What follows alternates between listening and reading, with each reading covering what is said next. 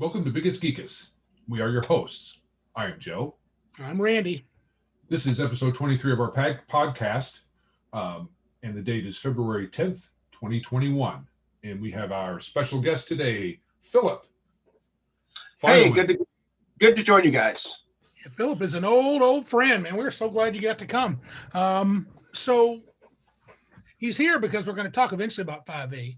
Eventually, because this is a restart. It's all right, man. I wasn't going to say nothing. I wasn't going to say nothing because you are the man. We are transparent here, if nothing else. Yes, true. Some of us more than others. Yes. Did we miss the whole organically sourced? We did miss that. Remember that, Joe? You're organically sourced, right? Yes, organically sourced. Eco-friendly. Eco-friendly. I actually have gerbils creating electricity so that I'm not burning fossil fuels. Yeah. Say that Phil again. is adding to the show as we speak. Right. Eco-friendly. Nice. Solar powered. Yeah, you know it. The gerbils have another use, but I'm guessing that this is a family-friendly show, right? We try to. Well, kind of. Okay. PG-13. Well, considering. Yeah, so we'll skip that subject. Yeah. Considering, I don't think we've ever dropped the F-bomb. We haven't. Right, but some of our people have. Our call-ins have, yeah. Yeah. That's and okay. Someone will today. That's okay. So, warning. Yes. Sure. So, if Philip, as they did in the electric company,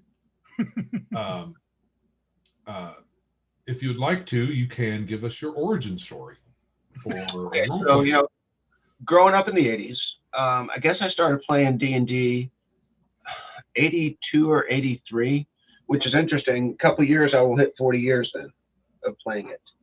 And during the 80s, of course, it was Advanced Dungeons and Dragons when I first got into it. And during the 80s, of course, you had the big D&D is Satanism and the demonic scare.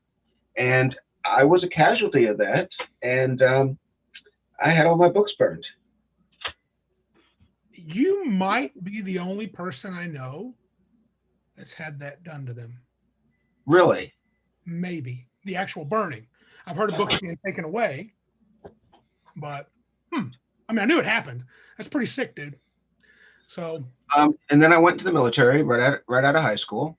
And in basic training, we didn't have any books, but there was enough of us who had the love of D&D that we actually created our own dice by making counters, 1 through 20 counters in a little cup and 1 through 6 in a little cup.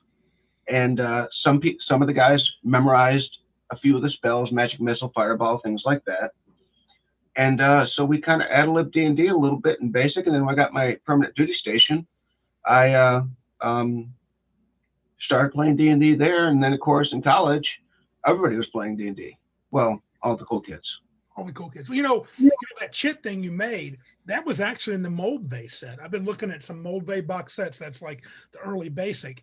And they didn't have dice in there. They had the little cardboard cutout chits in like the first. Yeah. So that's how D&D was actually, I think, pre-D20s and stuff. But yeah, that's cool.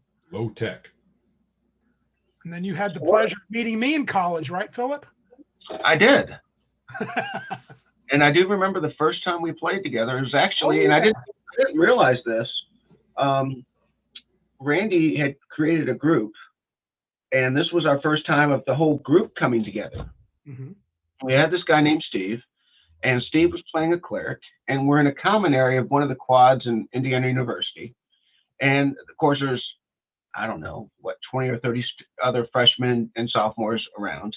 At least. We get into the game. The first encounter, Steve jumps up on a table in the quad, starts preaching to everybody who wasn't playing, and then literally ad-libs his casting of a clerical spell. Oh, dude. And I was like, holy crap, who do I invite to this game? But Steve stayed with us for quite a while. Steve did stay with us for quite a while. I don't know, what, 2-3 years? Yeah, he's a good cat. I like Steve. Yeah, I'm still friends with him on Facebook. Me too. Yeah, that's He cool. must like immersion. Oh, he was different kind of dude. He was all right. Steve's a different kind of dude. Yeah. A real kind of idiot savant. I think he's kind of a rock and roller, and I think he still is. So I think it just sounded like that because he was really kind of always groovy and about musical stuff. But he was not. He was a smart dude. No, that's what I'm saying. I mean, Yeah. you don't get into the IU School of Music Oh, because it's second only to Juilliard in the nation. you know, Oh, buddy, I didn't know that. Darren was in the graduate program. Darren's no slouch now. So was Steve. Yeah, he's got skills, man. D&D players are just generally smart. That's Which, it is actually funny. If you watch The Big Bang Theory, I do think that there's something about role playing that appeals to intellectuals. Probably. And I think also, I'm getting a little off topic here, but it's okay. It's like I say, it's our show. It's interesting when you think about that because you get some of the misfits in D&D, right? People call them misfits or nerds or whatever, geeks back in the. Now everybody is super cool. We'll talk about that later, but we were kind of the nerd group, and there's more than a few people that don't have great social skills, and it would make sense they'd be drawn to D&D. Or hygiene. Oh, that has happened. But I've seen that outside of D&D too. Yeah, but that's usually Sunday at Gen Con. Oh, yeah. Ooh, tough times. We did. How many Gen Cons did you go to, Phil? Just a couple? I think 3 or 4. Yeah. You went to Dragon Con too, though, right? Before we met? I did. And actually, I saw Gary Gygax. I think I just said hi in passing. Mm-hmm. But this would have been 88 or 89, which was right after he had left TSR, and he was kind of a man without a country.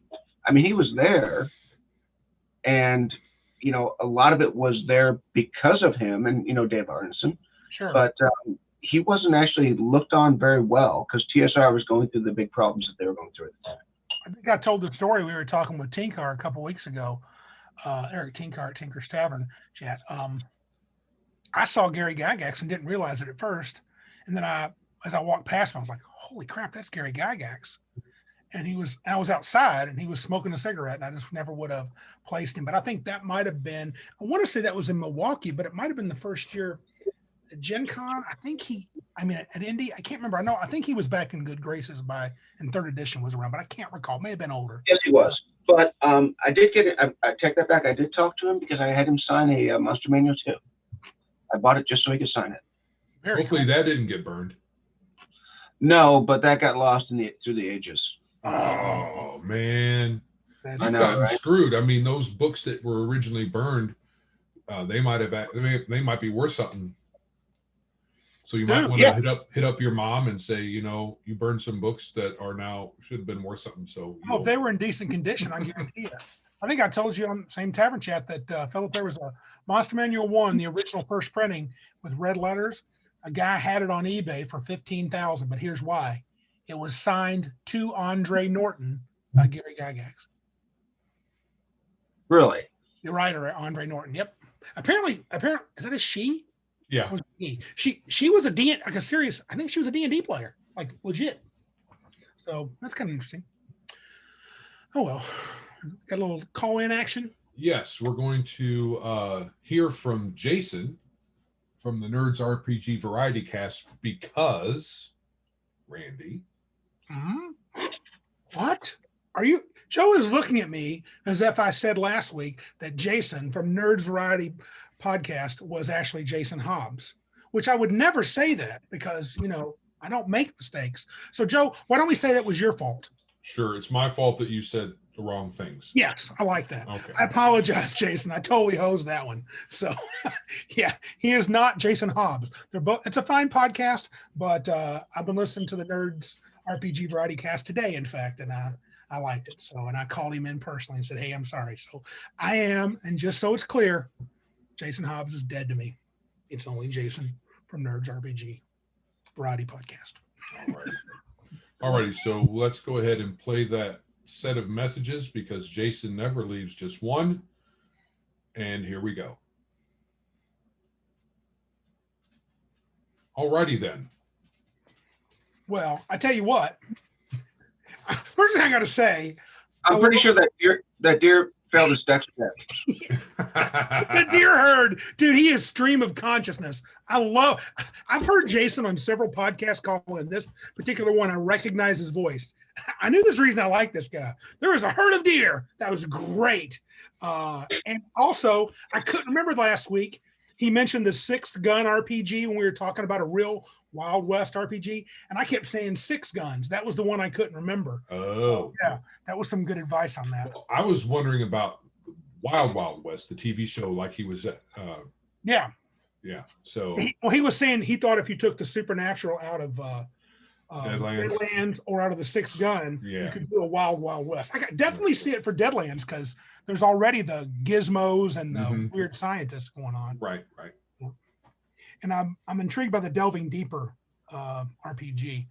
Loved his story about the Elvis and the Elf guy, right? Oh man, thanks. Dude, I can totally see that happening. Absolutely. Right. I mean, we are not known as a group. We are not known as a group as good communicators. I don't think. Right. So it's easy to get your words mixed up. And then he said they were drinking. So there you go. Yeah, there you go.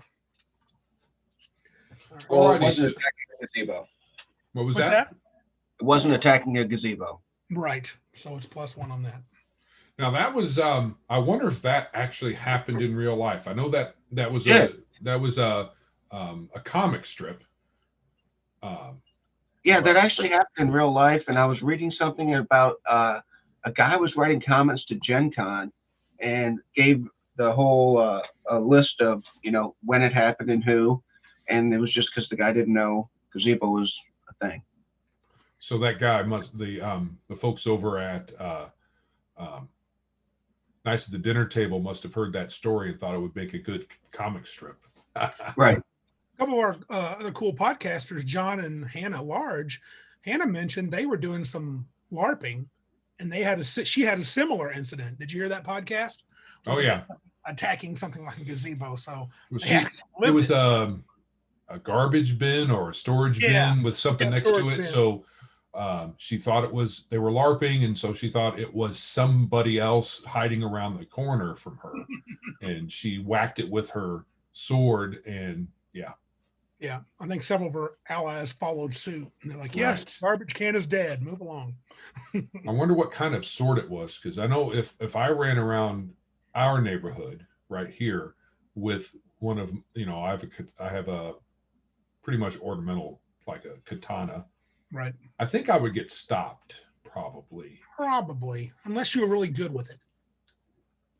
Correct, but I'm not. So there's that. All right, so let's go on to the gaming news, unless you guys have anything else you want to break in at the moment. Not me. All right, so this first link, Jon Peterson continues to provoke good discussion. Yep. Does system matter? And I thought this was going to be a huge, fun can of worms. And while it's very interesting, did you guys get to do a thorough read of it? Yes. What were your thoughts? Yeah. I mean, let me make some comments if I can, Joe, and then you and Phil respond to it. So he talked about some things that I don't know. People, there's a GNS theory of role playing. It's a lot of theoretical stuff, but he called this the Black How model, where there's basically 4 types of games: war gamers, role players, power gamers, and storytellers.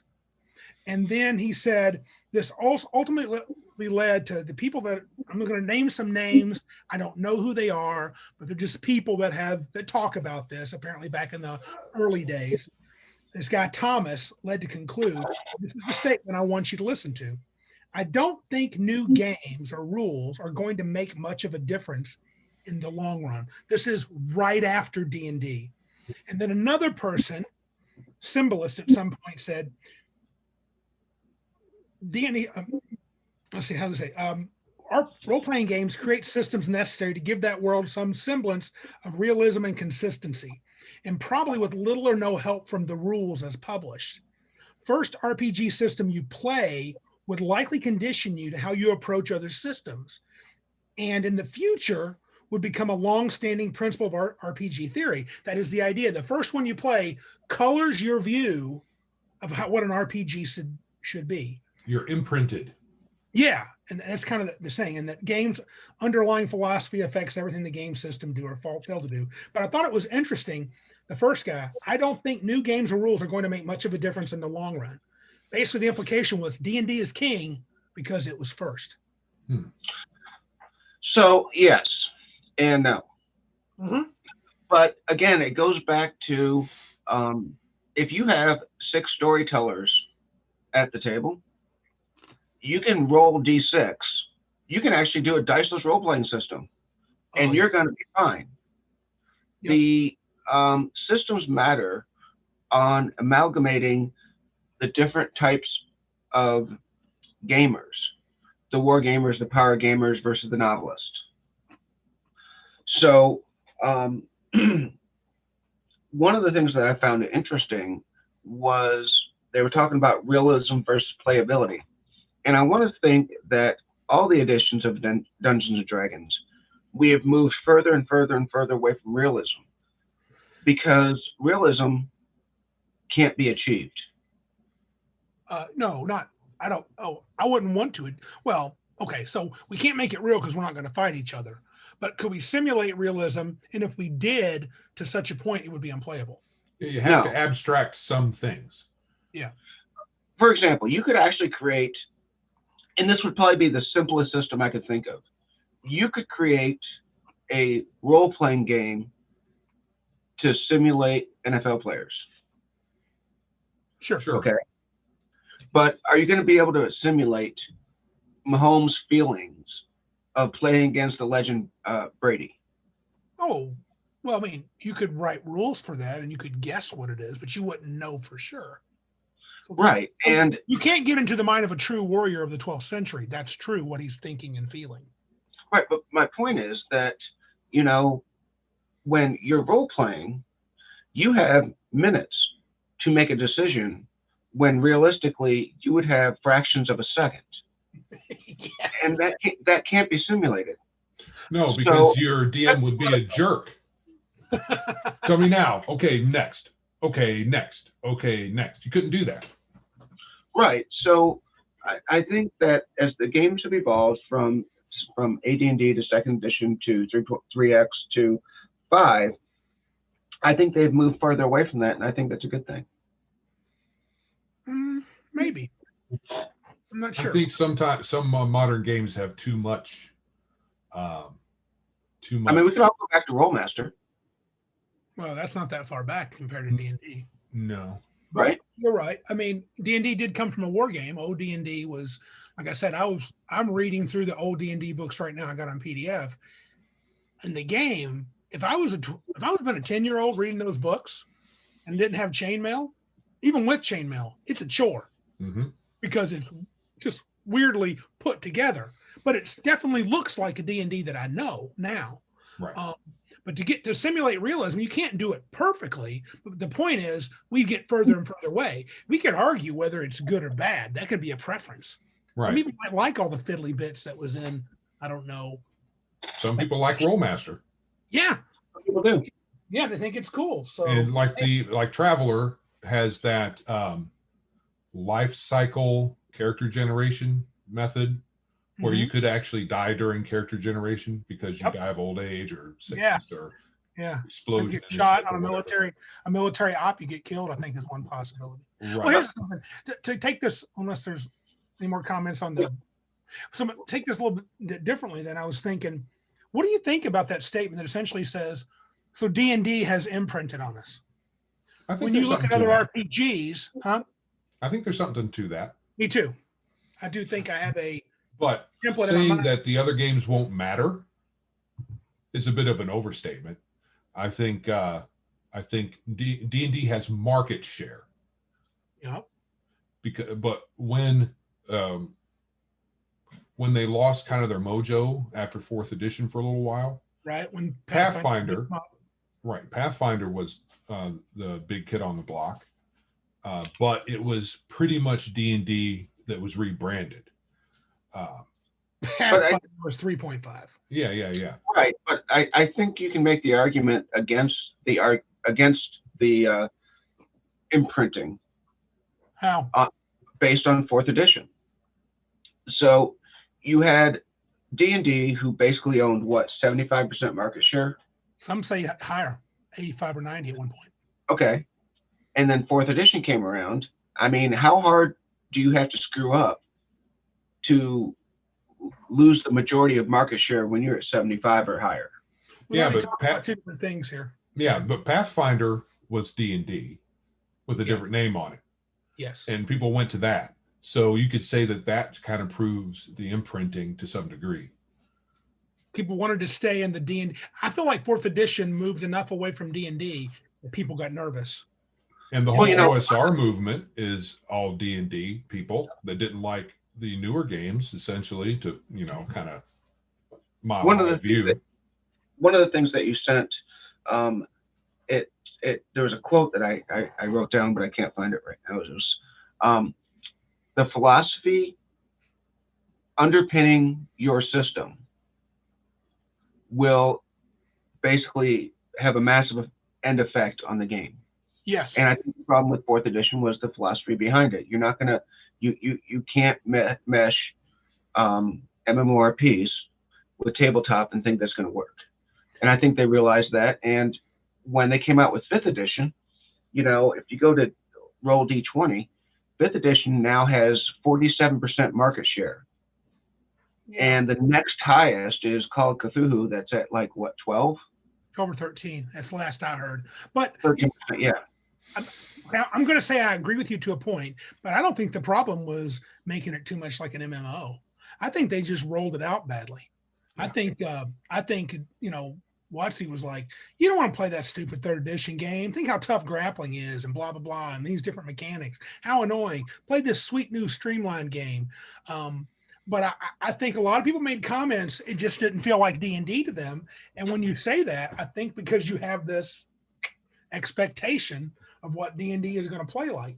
5e plays a lot more like 1st edition than 4th ever could. And 3rd edition. I think 5e plays more like 1st edition than 3rd.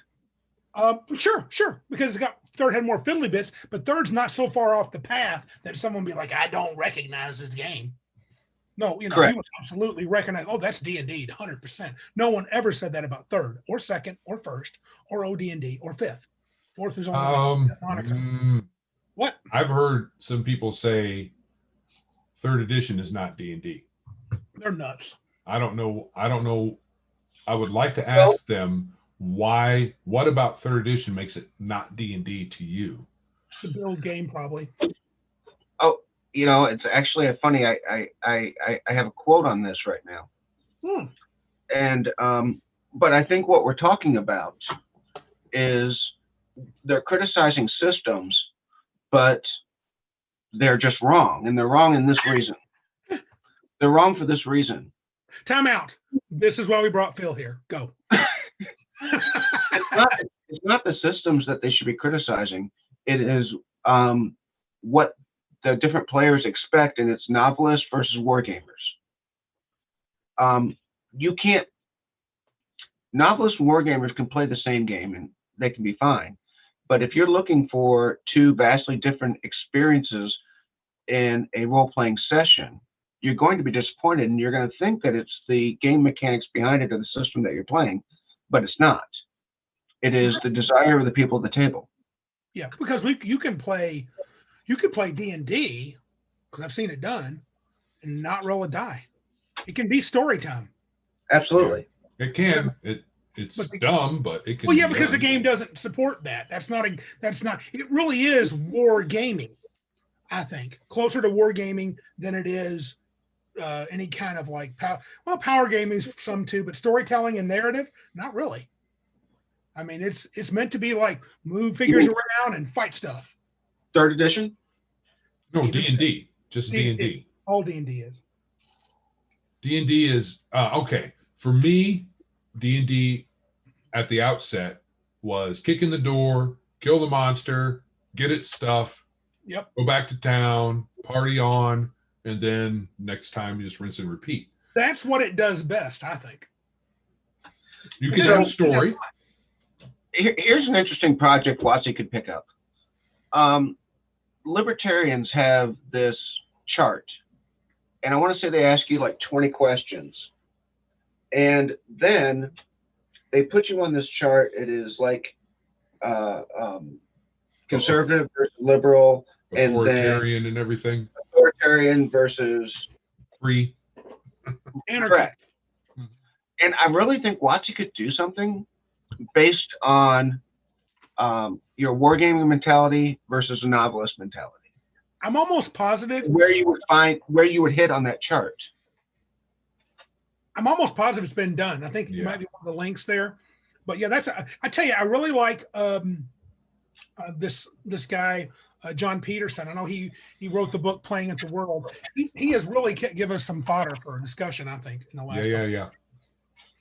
So, good stuff. Anything else on that before we move on? I think I would just say system matters. In the article, it was talking about system mattering from the point of view of if you're a war gamer and you're playing a system that doesn't support that type of play style, it doesn't have to be war gamer, but if the system doesn't support the play style that you like, then you're not going to enjoy the game. So system does matter to a degree. Yes. However, if you're at the table with your pals, like I like to say a lot, then you guys can figure out how to play together and have fun still. I don't think that it's the system. The system doesn't matter from that point of view as much to me, because I can play just about any system with a few of us, and it won't really matter a whole lot. Yeah, just to reiterate my point, though, that I'm making, is that I think the arguments that a lot of people have, they're having, and they're couching their arguments within the system, but I don't think it's the system that's the problem. It is their desires and needs going to the table. That's my point. I think that's fair. That you want this experience, but they're saying, "Oh, the problem is 3.5 is this." No, the problem is you don't want the thing that 3.5 is providing for you. And right. I think some complaints are a little misguided. Like when people say the rules, there's too many rules that get in the way of role playing, and I'm like, I think that is an overblown sentiment, because what rules do you need or get in the way of you and the other people at the table just yakking? Yeah, and they also, and to defend 4E, which is not one of the things any of us three are going to do very often. People said that about 4E. Oh, you can't role play. There's no good rules for role playing. D&D. I mean, do you need rules for role playing? I mean, you can enhance the suggestions, but I mean, mechanics are the play part. The role play is your little pretend interactions and stuff. So I mean, so are we going to talk about Eberron? We're going to talk about several things, dude. All right. Because there's an interesting quote from one of the articles you mentioned that says, Greyhawk was chosen as the official setting for D&D 3E, but it quickly became apparent that something new had to be introduced. These old worlds were designed for much more mechanically driven, combat-focused editions of Advanced Dungeons and Dragons. Third edition was all about skills, role-playing, and character development. I was going to mention that, yeah. Oh, liars. Yeah. Bunch of liars. Yeah, that's from that article. Yeah. Backwards. That wasn't what I was hoping to pull from the article, but you're right. I read it too. I was going to mention that. Dude, how could someone say third edition is more about RPing than first or second? Get out of here. It's the Power Gamers edition. It's about fighting and being BAs. That's the whole point. Yeah. And Eberron exemplifies power gaming. You think? Well, I think so. So, as I read about it, the flavor what the mechanics do. As I read about Eberron, I want to limit the opinions that I give about it, because it's one of those deals. I don't think I ever really gave Eberron a fair shake. Oh, well, I didn't either. It seemed like a kitchen sink, setting. That's one of Randy's terms. A kitchen sink setting. It has everything in it instead of having its. I guess the distinctness it has is it kind of having magic is technology. Yes. Well, The article describes it as being kind of a noir type thing. I never got that when I have the book and I gave it a shot, at least on the surface. I tried to play through a module and we just lost interest. My problem was with the Warforged and some of the other characters. Noir? Well, Yeah, Maybe I don't understand that term very well. That I don't get that part. But my point being is that, they're talking about philosophy underpins design. And if that's the philosophy going into Eberron, it's completely ass backwards. Yeah, third edition was not the perfect Eberron setting. Though I thought third edition could have been fine for it, but if you're saying that third edition was more about character development and skills they can make a logical argument because you didn't really have skills in second edition. I mean, you did, right, but not really. Not really. I think the thing I kind of wanted to focus on, since we're already talking about Eberron, let's just jump to it. I thought it was fascinating to kind of go back and take a peek. Do you guys remember when that contest came out? I do. I remember I was actually at a Gen Con when they announced it. There was there was a small room. I guess, I don't know, I think there was 50 people in there. And was it Keith Baker who was the one who got the nod? Yep. He was in there. Did you see who got second place? I did. Rich Burlew, your dude for Order of the Stick. Yeah. I had that connection. Yeah, dude. He said they have his setting in the wings. Apparently, I just checked real quick on Reddit. Apparently, he can't talk about it because WotC owns his setting that he produced. He was second place. Okay, so his setting is. Go ahead. I'm going to give a shout out to Order of the Stick. Yeah. They're still putting out new ones, and they hit some areas that is just absolutely hilarious. Yeah, the vampire thing with the dwarf vampire, with the kind of the internal workings between how he's being controlled and trying to break it. Yeah, I haven't read any, and probably I don't think I looked at a single comic this year. Did they do? I remember reading Order of the Stick when they transitioned to third edition. I think I'm just wondering, I think Order of the Stick encapsulates a lot of commonalities that role players have. Yeah. And then they throw them on display, and he does a brilliant job of it. Yeah, yeah. It's like Saturday Night Live in the 1970s when it was good. But in that article, when it was good, yeah, true. Dude, did you notice they had 11,000 submissions, and Bill Slavicsek said that was 9,000 more than he expected. Wow. I thought you would expect that. And Keith Baker put in 7, and he thought, and Eberron was like his last one. He just sent it on a whim. He thought it would never win, and it did. So I would really like to hear Rich Burlew's. I can't believe they still have that on lockdown after this long. What, Eberron? No. Rich Burlew's setting. He can't talk about it. The one he submitted to WotC, because I think he got paid for it. He got some money. I know they said Keith Baker got 20 grand, and then when they published it, he got 100 grand. So. Well, how would you like to be Gary Gygax when they're like, yeah, you can't actually play your character Mordenkainen anymore? I don't know. Did that actually happen? Yeah. I don't think they couldn't play it. I don't think they couldn't stop playing Mordenkainen. Well, WotC went through a phase where they're like, yes, we own this. Yeah, or TSR. I think TSR might have, because WotC was WotC brought Arneson and Gygax back into the fold. Correct. Yeah, I don't see how they could stop him from playing a character at a table unless they are always following with the police or something. Yeah. Well, if you follow the order, see that character sheet, you better put it back. If you follow the Order of the Stick, you would know that they will send lawyers into your gaming room. I just wonder, did they do a transition thing for 5th edition? You mean like No. No, I don't think so. No, they actually, so they did the 3rd edition, and then they did the 3.5, and then I think he got invested in his story, And he hasn't didn't left it. go to 4th. He didn't go to 4th, and so he's just sticking with what he's got. That's cool. Oh, that's cool. So now the one I put on there on the Blood War, honestly, the article was okay. It was pretty high view. Did you watch the video by Mike Merles on that? Yes. And that was okay too.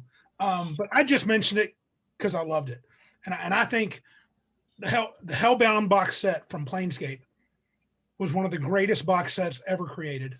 I think it added so much. You know what it could just be? That I loved it. I love the idea of devils and demons fighting each other, kind of keeping a tighter rein on evil not overtaking the universe. But it makes one of the things that I found fascinating about it, because you're thinking, okay, so you got these demons, you got these devils. I mean, they both love torture and death. They're both inherently evil. You would think that they would have a lot of commonalities. You would think that okay, so the law and chaos is a little bit off, but 90%, they're right there. Mm-hmm. But then they're like, no, they're never going to get along. Their goals aren't going to meet up. And if you think about it, there's tons of real world examples where you may agree with 90%, but it's that 10% that's going to get you. Yep. Well, they're also fighting over the souls of humanity. Yep. So competition. Yeah. Oh, hey. So that kind of,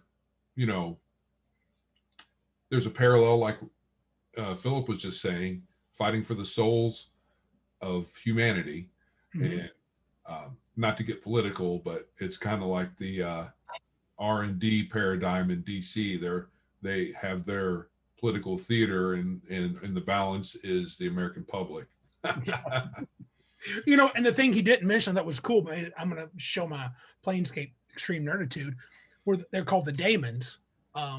They were the neutral evil race, and they would hire themselves out as mercenary companies to help both sides. Right. And I always thought they were playing one side against the other, and I think a lot of the more powerful Daemons were trying to keep that blood war going because it was money for them. Right, and it's actually good for the mortals that the blood war rages. I think it's kind of answers a question I'd always had. I was, before the blood war thing was brought up, I often think, why don't the demons and the devils, or at least just the demons or just the devils, just all come to the prime plane? There's nothing really stopping them, really, especially when you throw in Planescape. There's nothing really stopping them from just rolling in and bogarting the whole thing. Yeah. So you're saying that the Daemons are part of the industrial military complex. Boom. Shakalaka. Dude, and there was one, I got to get off this because I can talk all day Planescape, but there was one modular adventure where you end up finding out that you're delivering weapons to one side of the blood war, and the person that sends you on the mission is a diva. Mm-hmm. Because he's like, my job is to make sure those two sets of evils are so busy with each other they can't turn their attention to Celestia and the Planes of Good. And it's kind of, and that really fits the Planescape. Right. Not every. Okay, just to give one more real world analysis. Hitler and Stalin. Mm-hmm. I mean, you would think that both mass murderers, both egomaniacs would. I killed 6 mil. You killed 50. Dude, 56.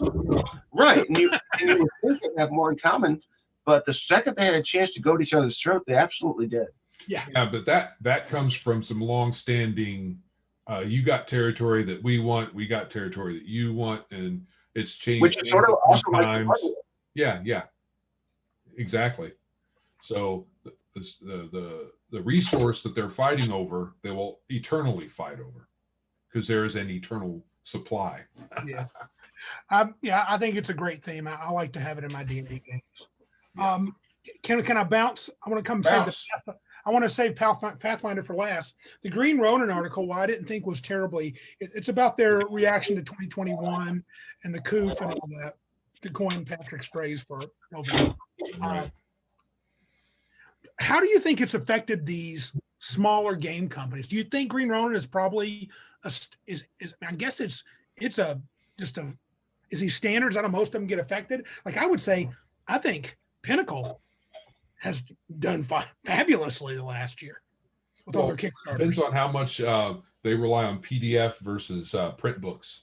And I know I haven't been on their website in a while, but over at the Hackmaster, Kenzer and Company, they were impacted. Okay. And it delayed shipment, and they're finally getting back into a print schedule. So, and they're a very small company. There's like 3 or 4 or 5 people in the whole company. So was WotC affected by much, you think? I didn't feel like they were. I got Tasha's book out pretty fast. Well, here's the thing. The bigger the company is, the more they can absorb these types of things. Most of their staff can probably work from home. Good point. They don't need to be in the same building at the same time. Right. So any company that relies that's basically tech or the kind of company that WotC is, a game company where they may produce print books for the most part, and they don't need to be in the same building. So it probably impacted them some, but I don't know. Yeah. I haven't heard of any layoffs. Yeah. So me neither. All right. Then to our interest, now the Pathfinder one. So y'all have heard of Savage Pathfinders coming down the pipe. Yay. And I kickstarted that big time, even though sometimes I'm not sure if I want to keep it. Joe's like, no way, Jose. Did you even think about it, Phil? Did you look at it? No, I like it. Do you? Yeah, you think you might? Actually, it's as we go into our likes and dislikes. I am interested in. Pathfinder has always done an excellent job at creating story paths, and I'm definitely interested in what Savage Worlds has converted their stuff. It didn't seem like they struggled all that much to do it. It seems like here's our system. There we go. It's just reskinning a lot of it. Well, yeah, that's the name of the game in Savage Worlds, right, Joe? Yeah. I mean, reskin it. I liked how they broke down the different types of spells into damage versus area damage. It was just interesting to read kind of a peek behind the screen, how they, said, hey, make this manipulation and you get acid cloud. Make this manipulation and you get a fireball. And I was like, that's very Savage World. I thought it was interesting too that continuous damage was noted to be worse in Savage Worlds than it is in Pathfinder. And that's true. Because you don't want to be taking wounds. Oh, no. It's short life. But yeah, that was just a fun little thing to look at. I thought it was a pretty interesting article, even though I'm absolutely not interested in it, in the subject of Savage Pathfinder. The article itself was pretty cool as far as how they went into converting the spells to Savage Worlds powers. I thought it was interesting. Yeah. All right, cool. Was it about that time, Joseph? It sounds like it's the time for us to get into our fight/debate/discussion about 5th edition as we review our likes and dislikes. Well, before we jump, so I've had this plan for a while, and if you don't mind, I kind of want to take the bull by the horns and kind of navigate this. Is that cool? You want control? That's so not you. I know it's weird. I mean, it's just bizarre for me. But okay. So the PHB came out, so I kind of want to talk about some stuff first, and then we're going to get into our likes and dislikes. And I didn't invite Philip by accident. Philip is a fan. You say you're a fan, right, Philip, of 5e? Oh, I think 5e is the best edition yet. Okay, and I'm kind of like it's somewhere in second, third. And Joe? Don't like it. You can't rank it even in the top 5. It's below every edition of D&D. 4, not 4. It's better than 4. Better than 4th. That's all you can say. Okay, anyway, we'll get to that. But So that makes it at least 3rd. Anyway, so the PHB was released in 2014, that summer. This game's a little over 6 years old. And so we're going to call Philip the fan. I'm a moderate fan, and Joe's a not so fan. We'll call Joe a hater. Let's call him the hater. He's grumpy, so he's grumpy old hater dude. Yep. You're just saying that because I'm a white guy. That's true. I am being very racist. So, no, because that would be redundant. They did it. Wouldn't you say what do you think of their rollout and promotion? So, when it first came out, now I don't know about you guys. I didn't buy the Players Handbook till 2-3 years in. No, I bought it 1 year in. Because I was all about Pathfinder, and it wasn't until Pathfinder blew up their game that I started looking for something else. It could have been 3 or 4 years. I want to talk about that in detail, the Cabin Con, because that's a good point about this. We'll get to that. So they rolled out the basic rules for free, and they said their attempt was to bring back, gamers that left them, that felt pushed out by 4E. How do you feel? And I think we all would say, most gamers would say, the 4E rollout was poop. They probably just pooped on the older fans and said, we don't care. But I thought this was pretty darn good as far as a rollout for the game. Yeah, probably. They weren't trying to poke. I think they're open about it. They were sort of hands off. I think that a lot of the problem with 4E, I think they had a stealth campaign that was dishonest. Yeah. I think I am absolutely convinced that WotC paid a lot of bloggers to blast 4E, talk about how great it was, and most of them had probably never played the game. You think so? I don't think I so. did. Don't think so. Yeah, I'm not sure. I saw. All right, I remember when you said that back in the day. Though I remember Philip telling me this. Not too long. Yeah. But the rollout for 5E. Go ahead. Bob Salvatore agrees with me. Well, then Bob is. Well, then we're wrong, Joe. He wrote Drizzy. You can't be right. Author of many boring novels. Oh, ooh, stabby. Hey, I'm waiting for Dritz to be the next Dungeons and Dragons movie. Don't hold your breath, son. Honestly, I think it'd be fabulous, but we know it's not going to happen. No, because he's Drow, and they're not going to stand for that. I'll just say the Lions have a better chance of winning the Super Bowl. Yeah, probably. Yeah. What about production value? They had an issue with sturdiness of books early on. And I don't know if I bet Philip probably missed this because he didn't jump on until a couple years in. I think I did too. Mine's pretty sturdy. Apparently, the first batch, huh? Yeah, I got no problem with that. Yeah, the first batch was pretty bad. I mean, WotC has a site still to handle if your books are falling apart and not doing what they're supposed to do. Apparently, the first batch was pretty bad. But how would you rate the production value now? Let's say they get their crap together, the binding's good, and when you see these books, production value, art, how they look in your hands. I don't really like the art. I don't either, but the cover art's good. Yep. Ish. But there's a lot of interior art that's kind of crappy. Like there's that dancing halfling. I'm like, plus, So, okay, the art. I kind of agree with Joe. When I first saw it, I was like, no. But then I also realized something. Every edition with D&D is in some way defined by its art. And they wanted to go with a new look. Sure. And I think my opinion is colored by some of the art of the past. But I mean, if you look back at, orcs with pig heads, if you think back to the original Monster Manual, I think the art has gone a long way. And if you judge it just by itself without the context of previous editions, I think the art's okay. Well, give it more than okay. There's some individual things that are all right, but yeah.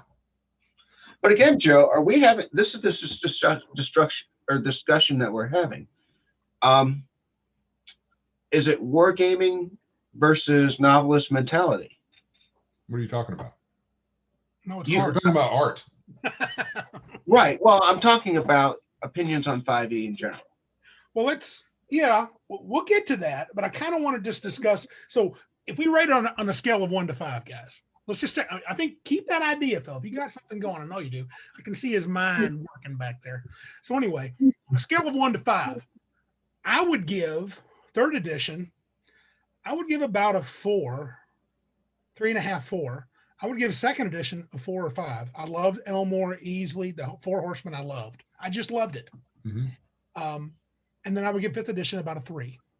Right. And anything before it was kind of poopy. Yeah. It's iconic in a lot of ways. The early art, the pencil, black and white art. There's some bits of it that are iconic. A lot of it's junk, but there's a lot of iconic bits. But 3rd edition is probably, I don't remember the art too much from 2nd edition, but I do remember easily having a lot of good pieces during that run. But 3rd edition book, I remember really being impressed by a lot of the art. 5th edition book, not so much. I think Dragonlance and then 2nd edition really, I think they're the epitome of what Dungeons and Dragons art should be. I mean, you have Elmore. I remember, do you remember that you had that female barbarian who had a bikini on, and she had an ogre laying against his back, and she had him by the nose ring and cut his club apart. And had her knee in his crotch. Yep. Yeah. That's epic. I mean, you have to give that 5 out of 5. And I like the paladin on the horse on the cover of the 2nd version or the 2nd edition Players Handbook, kind of riding through the valley. Oh, and then you had that wizard fighting that dragon. Yeah. Yeah. But I thought 3rd had some good ones too, though. And I have to admit, though, with 5th edition, I didn't buy the Player's Handbook. Someone bought it for me, my wife, I think. And I only got it recently. Yeah. But I remember reading an article about the art, and that, I don't know if it was Mike Merle's article or somebody from WotC, saying that they purposefully got artists to make the art have an inclusive bent. So that kind of set my teeth on edge. So maybe there is there's a bias working in me where they wanted it to be inclusive and all this, woke stuff. Yeah. That doesn't bother me. I still say 3.5 out of 5 stars for the 5th edition. And I'm not disappointed. I'm not wowed. 2nd edition wowed me. But yeah, it could be. I don't think that's affected me though. I mean, the art, it's not going to affect my opinion of the art itself, but it's annoying, just the idea of that. Okay. And then before we jump into the pros and cons and get into the nitty gritty of our opinions of 5th edition as a game system, what about, now I don't know how much you've read it, readability? I've mostly read cover to cover, organization and index. So ranking that somehow, those things, how readable is it? How is it organized? And index. Let me start with Philip, because I know he's probably spent more time with it than even you or I together have. Oh, yeah. Readability is a tough one because, again, I'm bringing in 4 previous editions, and you're kind of skimming over it. Readability, they do an extremely good job. It's one of the things I love about 5e is the system is very tight, and you have to read it for face value on exactly what it says, because it says what it says and it means what it means. Mm-hmm. And once you get that interpretation, it's easy to interpret the rules and see how they interact with the system as a whole. But that's different. And I think they did a really good job of it, but it took me a while to catch on to that, because previously they kind of just threw rules out in the middle of a paragraph and good luck figure them out. Even in 3.5. Well, I disagree. I think they did a better job at 3.5. Yeah. Yeah. Do you think it's organized well? I mean, is there a good I don't like the index. It's type printed. I don't like the index. But what RPG has the index? And sometimes I struggle to find specific items. Yep. Having a good index is kind of I don't know why game books have crappy indices. It's weird. Should you ever have an index that you look something up and it's like, no, look under this index? Right. Dudes, Really, look you at can just this tiny page. type. Now, you can't see this on the podcast. You can't even see it now because Because the background sucks. Well, get rid of your background and we'll be able to see it. Yeah. Ooh. All right. So look at this tiny. Hey, put clothes on. No. That's keeping you guys focused. So, but look at that tiny crap. I have my glasses on and I'm like, what the hell? Yeah, that really annoyed me. It was so small. But I think what's pretty good about it is I think if you want to know about combat, go to the combat section. It's actually there. Whereas in first edition, who knows? Right. Third edition mostly did pretty well. I agree with Philip. It had some issues. Overall, I think it's very readable. I think it's fairly well organized, and index is poop, but I can't really knock it for that because most of them are. How about you, Joe? Can you make a comment on readability, organization? Oh, I like the layout. Mm-hmm. I don't think it's hard to find what you need. No. I don't use the index because of history. So mostly I just I use the table of contents and Can you point on the book where the index hurt you, Joe? Yes, I can, but I can't do it in the podcast because nobody else will see it. No. X card. No. X card. Oh yes, the X card. Oh, dudes. Oh man. Okay, so and then Phil makes a good point too. We've been gaming for Joe and I for 40 years, and Philip nearly that. So we're to say it's readable. Maybe it's readable because we're so awesome. No, but we've been playing these games. It's not that hard to pick up a D&D book and kind of start looking for stuff because you're looking for the thing. How do I move? How do I cast spells? Do I give AOs up? Blah blah blah. Well, to be honest, even the first edition Players Handbook, it was really easy to find what you needed because it was short compared to a lot of books these days. Right. Spell descriptions were a couple of sentences, so it didn't take long. Even if you had a problem with the way it was organized, these are all the cleric spells and these are all the wizards or magic user spells. It didn't take long to find what you needed because it was a short book. Plus, you had your name in your hand. I think one of the things that 5e has done that no other edition has done is that they took the whole of D&D and threw it in those books. I mean, yes, there'll be add-ons, but they're all going to fit into the system. I think if you look at, think about second edition. Cleric spells went from 7th to 9th level, and they were just adding that shit in. And you think of all the splat books, they're just adding stuff in. And I think 5e takes a more holistic approach in that everything's already included in the basic mechanics. And then the more stuff they add, it all fits within the basic mechanics. I would argue that they don't add anything much ever. Yeah. On purpose to keep it simple, which is fine. Yeah, I'm okay with that. Second edition never cared to do that with its glut of settings, which I love most of them, and rules, right.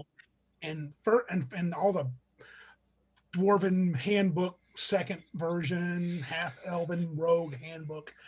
But in third edition, holy crap. I mean, dragon magic and magic of dragons. Right, we've talked about that. But yeah, that's a good point. I mean, that's kind of a good way to focus that. Now, I thought we'll slide into this now for ready into the pros and cons. And I thought what we would do is just list all the pros. And I wanted to limit us to about 5. If you want to give us one to grow on, that's cool. You can give us an extra one. Let's talk about pros. I want to start with Philip because he loves it. And so he's going to get to start with the pros and Joe's going to get to start with the cons. And so if you would, Philip, list, your pros you have for this, if you got 4 or 5, if you got one more or extra, that's fine. And kind of tell us why. And then we'll see if we agree. Sure. Like I was mentioning earlier, it's a tight version of the game. Mm-hmm. And if you have a rules question, Okay, you look up that rule, and it's all in black and white. You don't have the rules lawyers saying, well, it could mean this or it could mean that. No. Does it say that you have disadvantage on saving throws because of this? No. It says attacks and skill checks. So therefore, it's not disadvantage on saving throws. It's only attacks and skill checks. And that's one thing they do. I like the fact that rolling means something. You need not roll a 1 to hit. Well, even if you go back to second edition, if you need to hit something, oftentimes you just need to not roll a 1.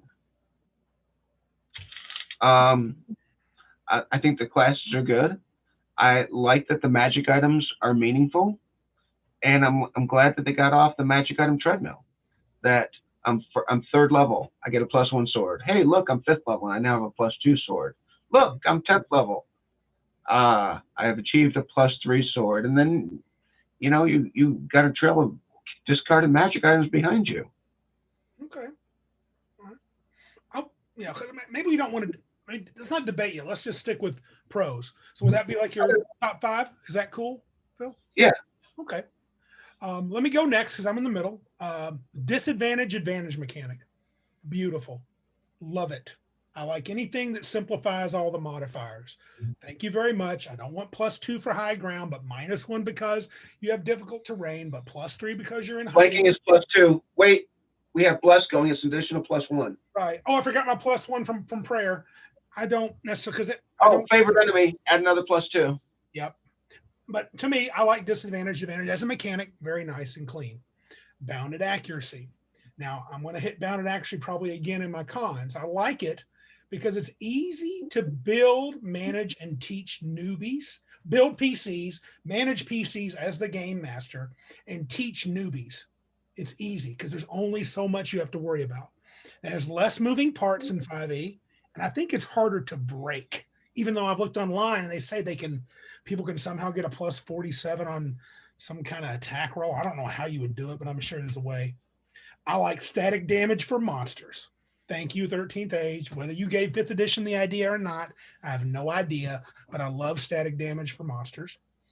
I feel like even though it's not a great push, they did kind of encourage power back to the DM, which is a nice thing.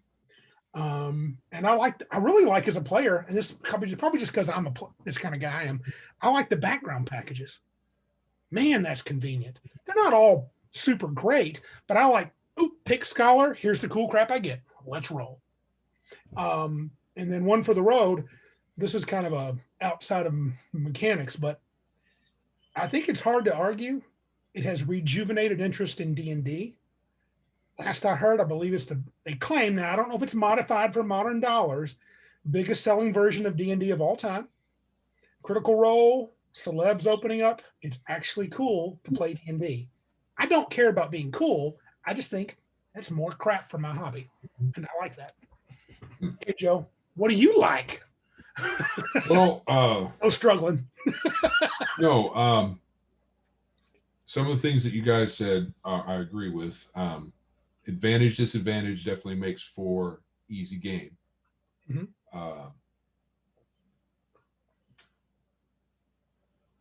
For me, having a small amount of source material to work with. Yep. The biggest problem with 3rd edition, well, 2nd edition too, 3rd edition, Pathfinder, it's one thing to have some extra material beyond the Players Handbook, but I mean, it was really ridiculous. Yeah. And my second pro is that it's not 4E. Hey, that's fair enough, actually. I'm kind of agree with that. All right. Cool. So that's the things we really like about the game. I don't know if it's a pro. A lot of folks that I like to play games with like it. So it helps me to play games with my friends. So I don't know if that's a pro of the game itself. But it does seem to be a commonality. Yeah. And one of the things that is brilliant about advantage and disadvantage, it is at the same time simplistic and complicated. For example, it's simplistic because you roll 2 dice and you pick the lowest, you pick the highest. And it's complicated because if you talk to people, they're like, hey, it's +4 to the roll, but it isn't. No. Okay, so to roll a 20 on a D20, you have a 1 in 20 chance. If you tack with advantage to roll a 20, you have a 1 in 10 chance. If you do it with disadvantage, you have a 1 in 400 chance. No, not 1 in 10. Yes. Oh, no, you don't. Each you're at your if you say that you add them, you have a 1 in 10, and so then 1 in 10, so 10 out of 20 would actually be a plus 5 to the roll.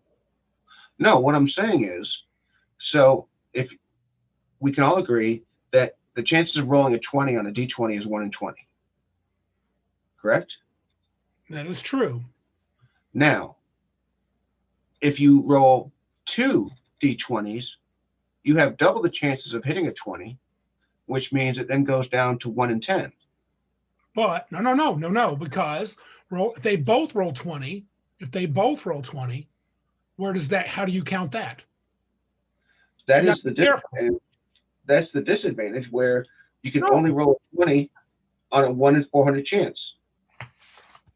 Huh? Yeah, you only roll a 20 on 1 in 400 chance, but correct. you can get a 20.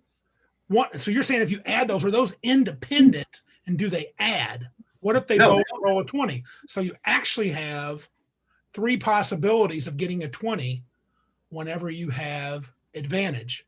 The first, let's say the red die is a 20, the green die is a 20, or they're both 20s. So that's 3 possibilities out of the 400. Correct. Not 1 out of 10. Okay. So if you roll 1 and the chances are 1 in 20. Uh-huh. There's 400 possibilities when you roll 2 20-sided dice. Correct, but you're taking the better. The point I'm making mm-hmm. is that the brilliance of advantage and disadvantage is it's very simplistic, but it's also in some levels complicated. Well, I don't think you can make an argument that it's complicated. It plays well. I think it's well thought out. I wouldn't say it's complicated, and I think it streamlines things. And personally, as a DM, I like that. I do too. But I also, I won't say I miss, but I appreciate 3rd edition. I still do. I appreciate all the fiddly bits. If you have, people that like and I'm going to kind of defend Joe on this. I know he's kind of a fan of 3rd. If you want to do that little, I can do this combination, especially when it's discovered at the table, that's fun. But it's not a type of, I don't need it to have fun, that kind of complication. And so I would say 5th is, and rolling a 20 versus, okay, you said rolling a 20. I have to think about the math. Yeah, and that's not a huge deal. I'm getting sidetracked. I'm a math, so I'm filling through some numbers out, and I have to question them. So I'm going to think about it. Right. All right. But anyway, what about cons? Well, before we go to cons, do you want to push anything about what you like? I mean, do you want to? Do you think this is the greatest? I mean, what's the of all the things that you really like, the pros that you like, and the things that we all mentioned? Were there any of them? Let's get to cons. I don't think I want to go down that road. All right. Let's talk about cons. Let's start with Joe. All right. So before I get into my cons in particular, I'm going to say that I am biased. And I am biased because WotC is with the woke church. Yep. And it's bled into the game. Yep. The game is a bit woke, and I don't like that. So I'm going to be harsher on it than I would a game that you can't, there's nothing to that. Hackmaster. The game. Or any of the older games, or even stuff, 1st edition Pathfinder and 3rd edition and beyond and before. And a lot of modern games, they just have their game. They don't worry about anything else. So I am biased. Okay. So I'm harsher. Yeah. So there's that. So for my cons, magic items. You really don't get any if you go until you're at least 10th level, according to the there's some okay, DMs can do what they want, obviously, but there's a kind of a, I don't know what's the right word for it. Suggested guidelines for giving out treasure. Suggested guidelines for giving out treasure. You're really not supposed to get anything mildly interesting before 10th level, and really you don't get anything even interesting for 5th edition until like 15th. Why do you say that? Just looking at the tables. Okay, go ahead. Okay. So mostly up to 10th level and maybe a little after, you're only getting common and uncommon stuff, and that's piddly stuff in general.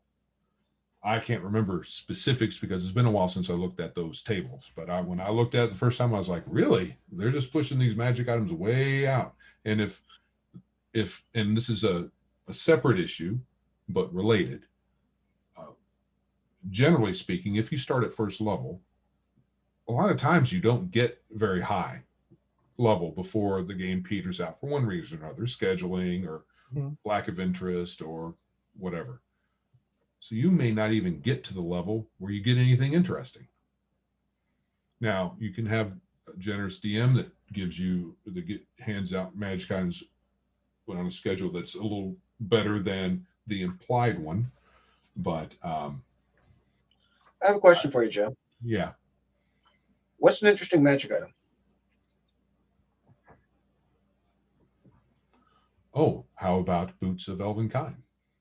Or even a cloak of Elvenkind? It doesn't have to be all that powerful, but you could even say that some one-shot magic items could be interesting, but it's a big paradigm shift from earlier editions. So the game seems to be made to discount the importance of magic items. So I see your point. So let me finish. So you've got magic items, I think in this edition, to me, are an afterthought. So I don't think that they're really considered. Right. So that's one. That's one thing. Okay. So I'll wait to debate, but I'm really answering right now. So yeah, I know. So gold is worthless to PCs in 3rd edition. You mean 5th edition? 5th edition, yes. I don't like the difference between proficiency levels between the lower and the upper end. I think that's dumb. It's only 4. Stupid. There's too many saves. I think 5 is really dumb. I think I know some people like the old edition saving throw paradigm. I really like, that's one of the biggest things I liked about 3rd edition. Consolidating the saves into 3, I think is great. And then, so something I talked with Randy offline about is de-escalation. I think that in 3rd edition and Pathfinder's not really germane, but in 3rd edition, there was a gigantic power leap. And I think 5th edition, even though the bounded accuracy, one of the articles says it's not, 5th edition de-escalated a lot of that. The numbers are smaller. The effects of a lot of the powers are smaller. The amount of powers that you have is smaller. And all of that at the same time, to me, is too de-escalating. Now, that's just for my taste. A lot of people like 5th edition, and they probably just like the way that plays. That's fine. It's just my opinion. Now we're going to come back because I know Philip is chomping at the bits, and I want to give him a chance to go back and Joe. If you want to ask Joe to reiterate or me to reiterate our cons, because Phil has some comments on the magic items. I'm sure everything. Were you done, Joe? I'm sorry. Yeah. Yeah. So then I'm going to go. I don't like. What's that? The things I don't like about 5th edition. Mm-hmm. I don't like the character generation. Mm-hmm. And I also don't like the.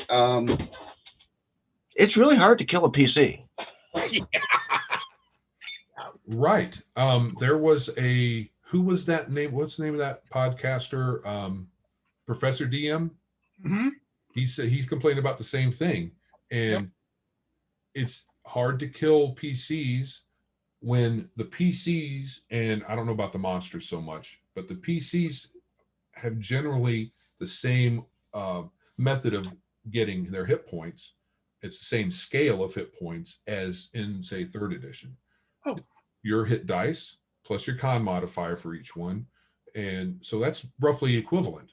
However, everything that damages PCs has been scaled down. And I don't know about monsters damage, but I think it has. I don't know if their hit points are roughly equivalent. Do you think it's smaller? No, you can't compare the systems. Yeah, you can. Well, okay, you can't. I just did. You can't compare the systems, but you can't say hit points mean X here and X here. For example, okay, if you have to roll a 15 to hit an armor class 65, or if you have to roll a 15 to hit armor class 25, it's still a 15. Agreed. And the damage should be the same. That really, okay. So I compared, I'm talking about hit points, and hit points are a fairly apples to apples comparison between the 2 edition. Yeah. You have the same bonus and the same dice and 20 levels. So the numbers okay, I can agree with that. Okay, but so the damage that things cause is smaller. Yeah. Well, anyway, right. I don't disagree. Philip, so what would you say? You thought character generation, and what else didn't you like? Character. I think you could. I like the death saves. Mm-hmm. I think they're just a little too generous. Fair enough. I think having them is too generous. Okay, hold on. You don't need one. Let's not debate yet. Because Philip, do you have any more cons, or that's really the main 2 you have? But what about character generation do you not like? So what I don't like about character generation is the 4d6 drop the lowest has too great of a range for characters. You can have one character who has a total of 56 points. You have another character who can have a total of 86 points. And that 30-point range is huge from 1st level to 20th level. The second thing is I don't like point buy, because then you just get cookie cutter PCs. Mm-hmm. I agree with that. I don't have a problem with disparity. I don't think everybody needs to be roughly equivalent. It'd be interesting to talk about if we thought, since we're already here, what in 5th edition does disparity. If I got 3 18s and 3 15s, am I that much better than someone else? Because maybe so, because all my sets are so much better. Yeah. Yeah. Interesting. Because you're going from, let's say at 1st level, you have an 18. Okay. That gives you +4, +2, you're +6. A lot of armor classes you're aiming at is going to be, a good armor class is going to be 15, which means you hit that 55% of the time. Mm-hmm. All right. Versus someone who has, say they rolled poorly and the best they came up was 13. Ooh, yeah. So that gives them a +3. Again, to hit that armor class of 15, they're only hitting that 40% of the time. Mm-hmm. That is true. They'll have a harder time.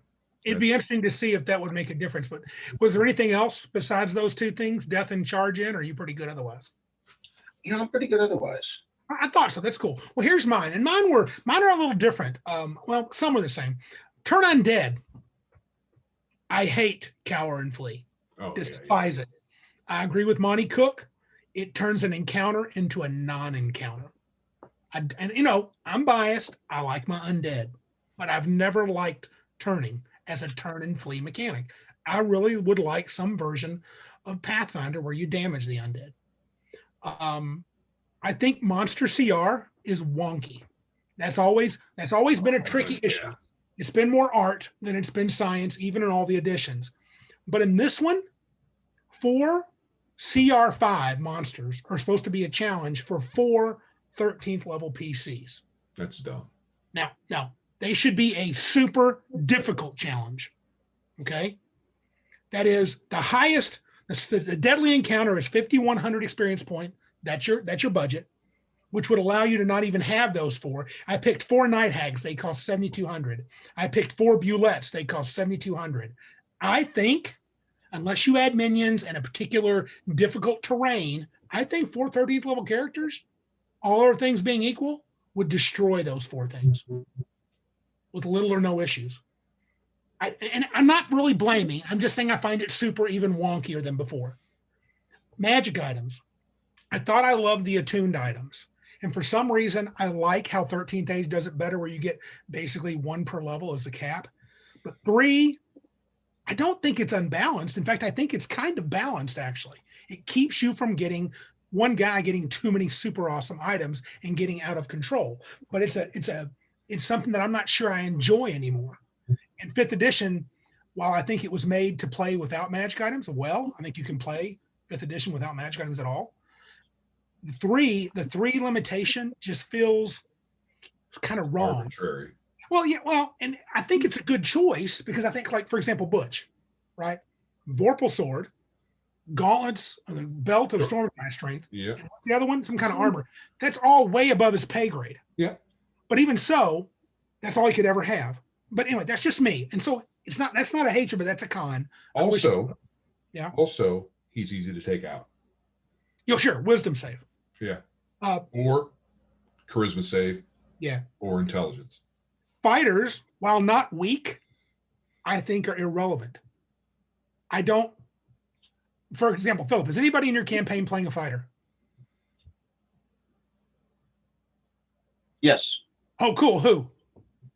A pure fighter. Trent. Yeah. Who is?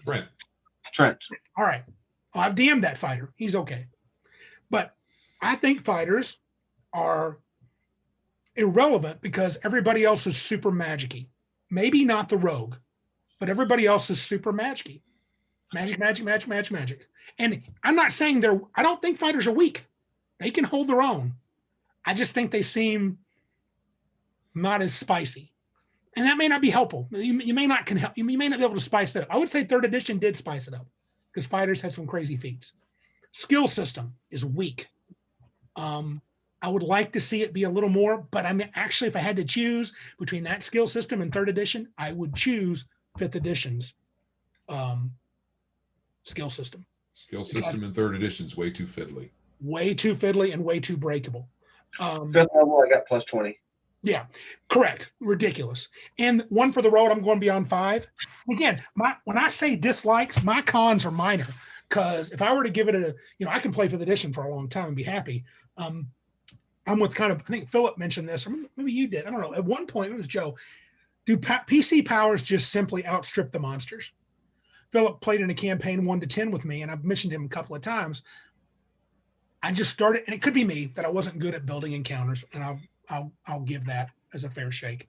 But I just thought I was seeing the characters, the 4 characters, a cleric, a rogue, a wizard, and a warlock. They were just starting to kick the poop out of the monsters.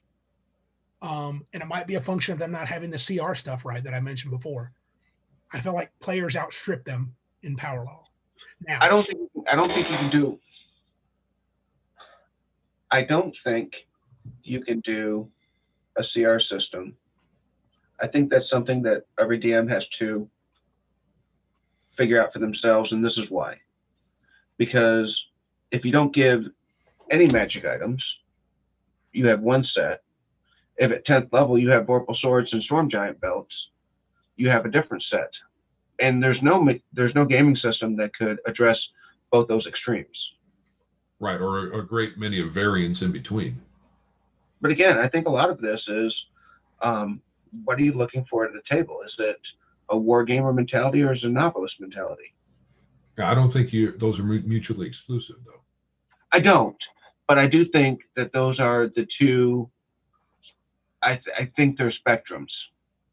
No, you can. I think everybody sort of falls on that spectrum, and it's where you fall on that spectrum is what you're looking for and what you think is important, and what you want out of the game. Yeah, I think somewhere along that is fair. Narrative to wargaming. Hey, Joe, I just found something, bud. Page 135 of the DMG, magic item rarity, a rough measure of items power. It says you can have common or uncommon, 1st or higher, rare, 5th or higher, very rare, 11th or higher, and legendary, which you have 2 items, should be 17th or higher. So, I mean, so it's not as, now that's saying that's possible, but I know what you're talking about, because if you find there are tables that show, I don't know if it's in the actual DMG or something that WotC published that shows you here's your percentage chance of getting this type of item. Right. It's not very generous. No. Really good. But let's just be honest. One of the things that Dungeons and Dragons has always fucked up as the magic items. I mean, I remember the whole Monty Hall. There was a caricature in Dragon magazine or Dungeon magazine, Dragon. It had this adventure with like wands and ion stones and magical armor and 6 different weapons. But the thing is, if the only adventure that character ever played in were written adventures, by the time he hit 10th level, he would look like that. If you lived. If he lived. If he lived. So he didn't go through the Tomb of Horrors. Right. Yeah, right. So magic items is kind of a, so when you're taking your adventurer through an adventure, there is, for me, an expectation that if you are successful, there should be rewards.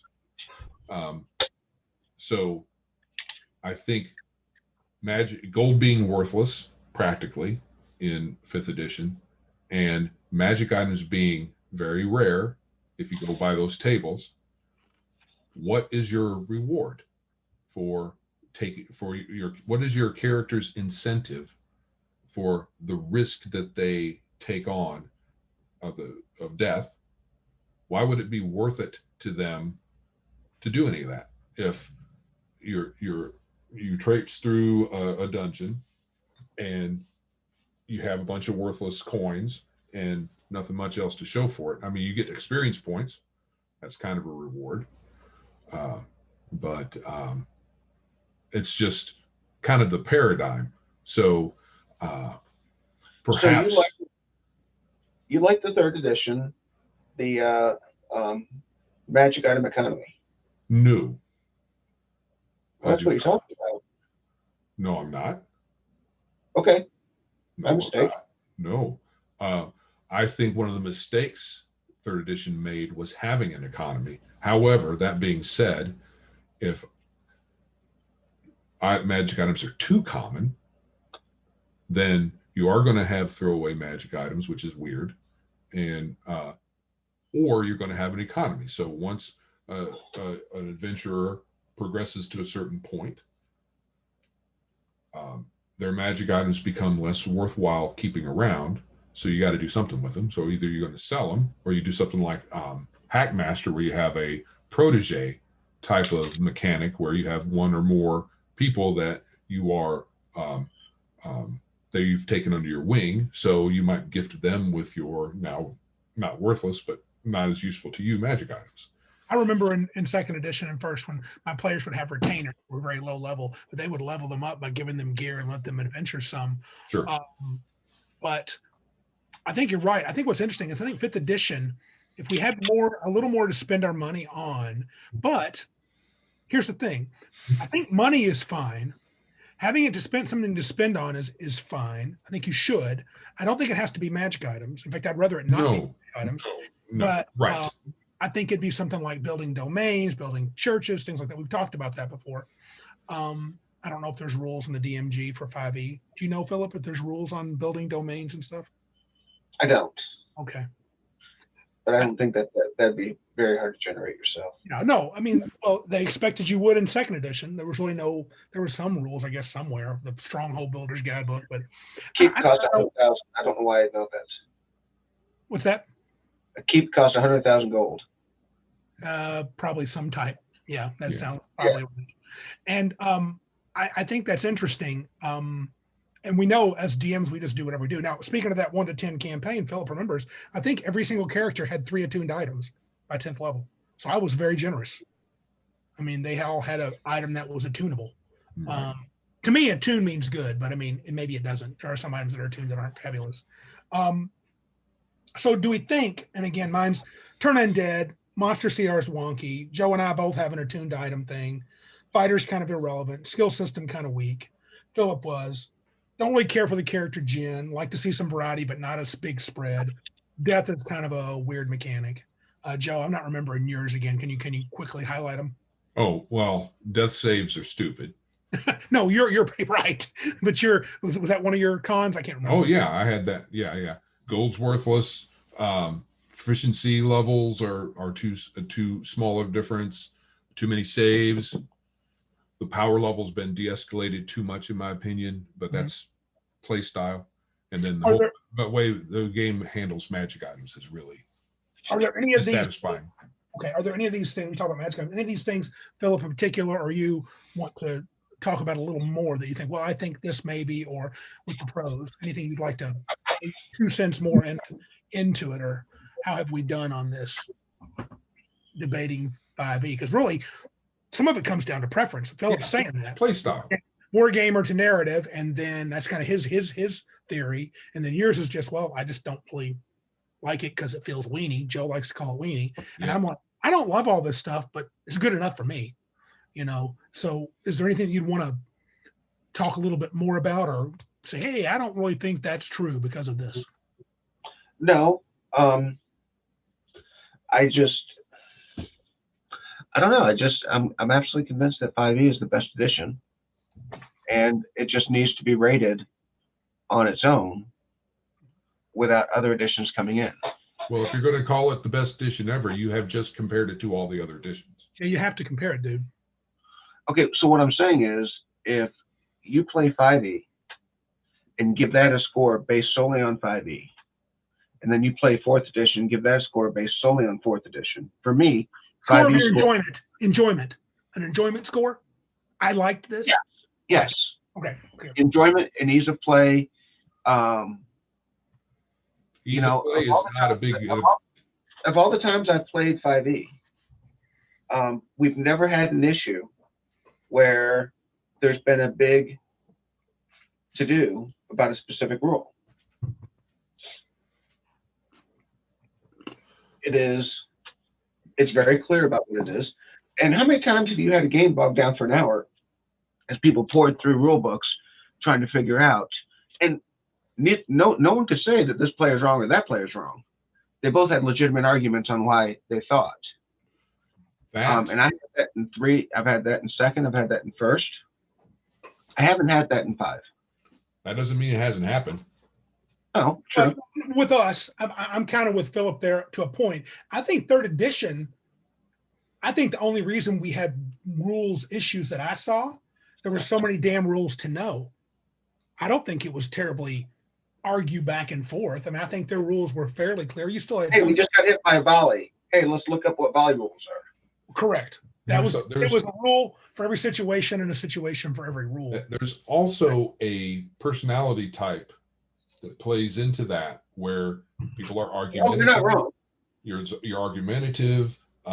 You have to be right, or you have to prove the other person wrong. Stuff like that. You're absolutely correct. If everybody would agree that, and I don't know how it was lost, that the DM runs the show.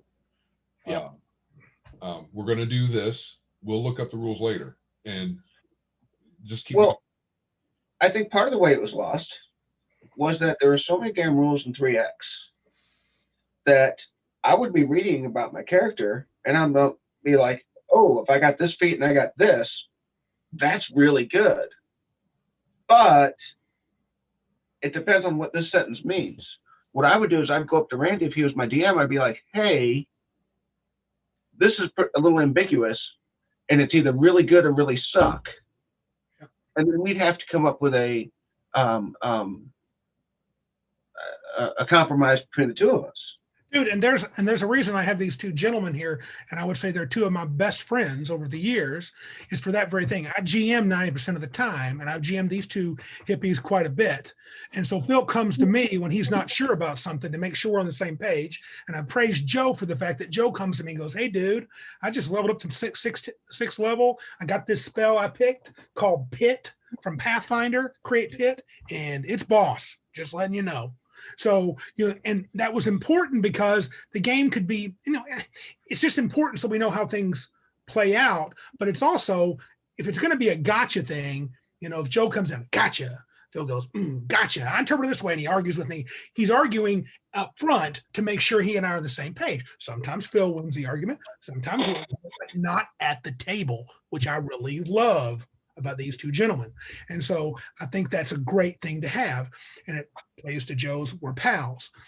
5e, I think I kind of lean toward Philip. I haven't had a lot of issues with it because usually it's like, what happens? Disadvantage. Remember the first time we were playing Greyhawk, I'd be like, what does this condition do? Philip will be disadvantage, disadvantage, advantage. I'm like, oh, great. Just how great is that? But I know Joe, that's not necessarily satisfying. You like a little more crunchy stuff. A little more meat on the bones. Yeah. And we're not gonna come in and say change up. I mean, is anybody's minds changed? No. Philip? Shocker. Yeah. We've been talking this for years now, right? And we've been gaming together, and we still game together. I was totally convinced I was going to get a convert tonight. Yeah, we all had So yeah, Philip's pro, I'm middle, Joe's con. Guess what? We still play together. And where do we play together very often every year? Cabin Con. Cabin Con, baby. Is that a seg? That's a seg. That's a segue. So we're into Cabin Con. And this is where I want to bring something up to Philip. I'm sorry, Joe. I'm just like bogarting all this stuff. They got such a good question. 5e at Cabin Con. I recall the moment. I don't recall the year. Philip was disheartened with Pathfinder. I saw it in his eyes. He'd had enough. And next time, 5e's the dude. Can you remember that moment? What caused you to go, I'm done with 3X. I can't. And because to go back to our original conversation, wargamer versus novelist. Okay. And again, it's a spectrum and everybody falls on that spectrum. But when you have one of the things that you can never do on 3X, if you have players in a far degree or a large separation on that spectrum, they are not going to mechanically be able to function at the same table. Simply put, if they're not as good in the build game. Correct. You're going to have issues. Yep. If you have someone who's like, oh my God, this is a cool idea. This halfling has always wanted to be a giant thrower. Yeah. Okay. Versus I have a half ogre, chain whip specialist, blah, blah, blah. 7 levels of alchemist, 3 levels of barbarian. Have And the to have some halfling goes, barbarian. and the And I halfling. have an archetype that allows me to fly. But my point is that there's nothing wrong with either areas of that play. But if what I've never seen in any group that I've ever played in nearly 40 years, I've never seen a group that all the members were very close on that spectrum. You had members that were towards wargaming, you had members that toward novelists, you had some that were just casual, sort of in the middle. And what 3X didn't allow for was for them to have a good experience at the table, which is why I don't like it. Huh. Is it okay? Is it true? Was it when that happened? Was it truly this game? I don't want to know if I want to get into this because it will be talking about people. Oh, absolutely. I can do it without talking about people. Was it a particular individual's play style you didn't like in particular, or was it truly the system Okay, so itself? when you bring a hero to the table, Huh? When you bring a hero to the table, regardless of where you're skill at mechanically and being able to create them, all right? You may just think, oh my God, this guy's got a great backstory. He was attacked by an electric eel and has some sort of magic stuff, but he also wants to fight, blah, blah, blah. Versus someone who doesn't care anything about the backstory and is just like, I'll take a 6 for charisma because that doesn't matter for saves. I am going to do this, this, this, and this. I'm taking this feat. I'm taking this archetype. And then there's an encounter where you have to mechanically work out what happens. One person's completely dominant. And that turns out not fun for either of the players. Well, I don't know about that. Well, I think this one individual didn't care, and he had fun even if other people didn't. Oh, I don't know. But my point is that I don't think that's a criticism of the play style. I don't think that's a criticism of the player. I think it's a criticism of the system. Okay. And with 5e, will you have some of that? Absolutely. Is that range much smaller? Yes. I wonder how this would have played out had we not done the arena style things at Cabin Con, if we hadn't done that, and we hadn't, because we weren't really terribly into the build game at that point, before we did that, not really, but that, well, not that I don't like competition, but that caused us to be competitive against each other instead of that arena game went over 10 years. Yeah.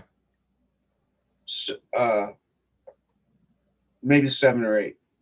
But what we're not taking into consideration when we created that game, and for those of you who are following us, so what we did was we created a gladiatorial world in which PCs, player characters, could fight against other player characters, or they could fight, it was PvP or it was burst environment.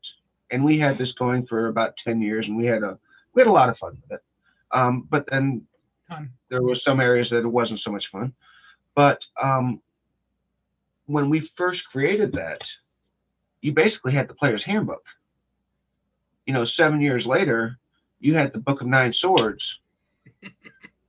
I mean, the more splat thrown on, the more characters, because they were competitive, would eat it up. And so, again, that's criticism of 3X, not. I'm just saying, I wonder if we hadn't done that in that vein. If we'd stuck to the story, if we had stuck to just regular adventures, yeah. Not worried about, had no PvP action and worried about tweaking your characters, I think we'd had still, some players would bring better characters to the table. Oh, absolutely. But I don't think we would have seen as much of the insanity.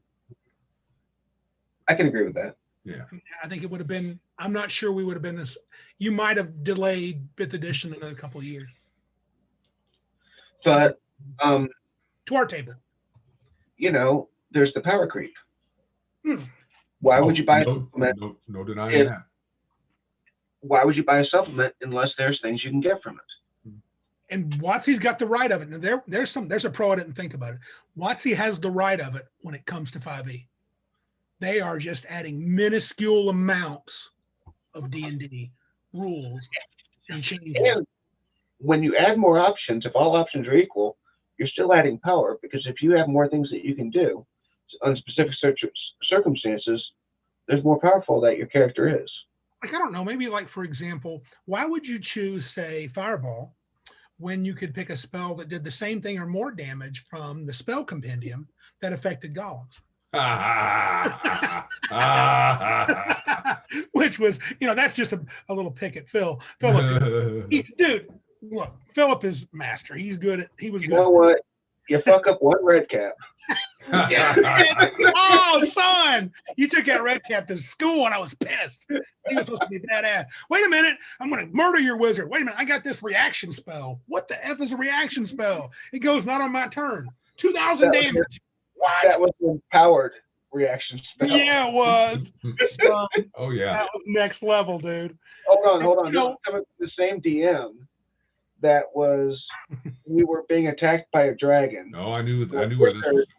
My wizard, you knew where this was going. My wizard had been hit, I think, twice before, and I knew the range of the damage would be between like 60 and 75, and I had like 78 hit points. So regardless of what happened, I knew it was going to breathe on me, and I was going to be fine. I wouldn't make the save, but I was still going to be fine. As the dragon's turn came around, Randy turned the dragon's character sheet over and saw, maximized breath weapon. Boom. Oh, that likelihood of 75 is now 140. What? Yeah. I would not survive this. So it goes both ways. Right, it does. And this is kind of what I think 5th edition will miss. So there are bad aspects to power creep.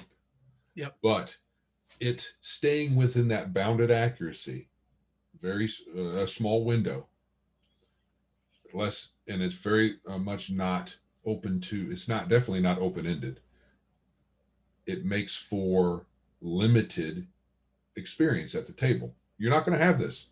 You're not going to have a nail biter. No, because for example, the characters got attacked by a unique undead that I got actually from DM Dave on Facebook. And they were only +3 to hit with their claws, but they get 2 attacks around, and you have to make a DC 12 con save or you're poisoned. Mm-hmm. And if you're poisoned, now you do get the save at the end of every turn, but if you're poisoned, you're doing everything basically at disadvantage. That sucks. So my point is that you pop that on them, they're like, son of a bitch. Mm. But there's a lot of monster. That's a third-party monster, right? Yeah, but I guarantee you that if you look at the DMG or the Monster Man, you'll see something that has something similar. Well, we'll see. If it, I don't know if that conforms to the bounded accuracy paradigm. It does. Absolutely. Joe's got a point, though. What you're not going to have in 5e, I don't believe, is, oh my God, you got a spell that does elemental damage and it affects a golem. That's not how that poop works. Oh yeah, Spell Compendium says these bypass. It's not an SR related spell. Okay, so I guess so, because there's so many loopholes in a 3.x. You can bring surprises. I mean, if we were still playing 3.x, I guarantee you our boy Lewis would bring some surprises. Even every day at the table. Lewis is a man, dude. When it comes to building, my hat is lifted off to that guy. I'm not necessarily all big on the surprises, and you can get too swingy, too gonzo. Yep. But I think with 5th edition, with the bounded accuracy paradigm, you have kind of muted the experience at the table for whatever reason they decided to do that. Whether it's for a more palatable experience for more people, since D&D has become more cool. Yeah. A bigger audience. So whatever, I don't know. But I don't think that you're going to have the same kind of stories as we have of our coming into the game. I think if we revisit this conversation in 10 years. Yeah. Which I'm good with. I think you'd be able to say that in the last 10 years we've had some really good stories that we can tell, just as many as in third edition. I doubt it. Mainly because I'm not going to play it very much. Oh, you are. You're playing it all the time. All right. So on our last segment here about building a better game world, I just mentioned on the notes. Are there anything, and this is probably more toward Joe, but Philip, you feel free to chime in.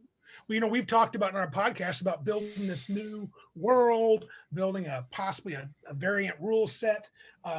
What things from 5e would we like to steal? And Philip can chime in and say, man, I would suggest you do this too.